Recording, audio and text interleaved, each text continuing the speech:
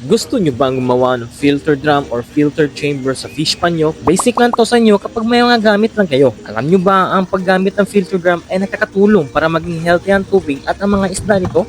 Kaya tara, gawin na natin. Sa paggawa nito ay kailangan natin ng PVC pipe, epoxy o anumang pandikit, ball valve, food tray, at ang pinaka-importante, ang drum.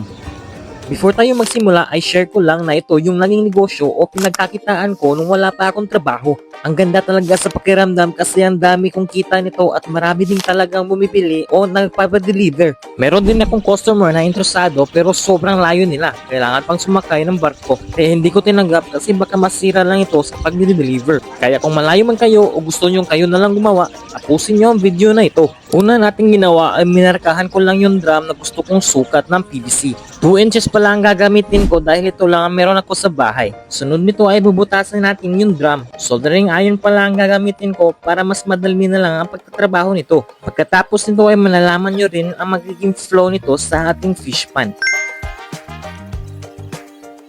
Dahil nga nabutasan na yung drum at ang food tray, sinukat ko na ang PVC sa mga butas at saktong-sakto naman sila. Dahil tapos na nga tayo magbutas ay ididikit na natin ito. Ang gamit ko pala ay all-purpose epoxy. Alam nyo ba na hindi ko ay nakala ang mahal pala nito ngayon? Noong naging negosyo kasi ako ay nasa 90 to 100 pesos lang ito. Pinaghalo ko lang ang dalawang lata na ito at minimix. Sa pagkuha ay dapat equal or pantay talaga ang dami mula sa bawat lata. At ito ang outcome ng mixture natin. Oo nga pala, dapat may ready din kayong tubig para hindi dumikit ang epoxy sa inyong mga kamay o mga daliri. Ilagay lang natin ang epoxy at babasain ang daliri para mapantay ito. Para ka lang naglalaro ng clay. Dahil tapos na tayo at ito na yung outcome sa loob. At ito na rin ang outcome sa labas. Dahil tapos na tayo nagdikit ay maghantay lang tayo hanggang bukas para matuyo at maging matibay ang ating mga nadikit.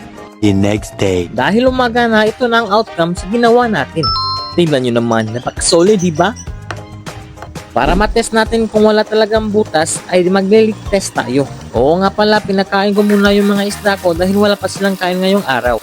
Saktong-sakto naman na wala pang isda dito sa ating box pan. At dito na rin ako kukuha ng tubig para i-test kung may leak talaga ang drum o wala.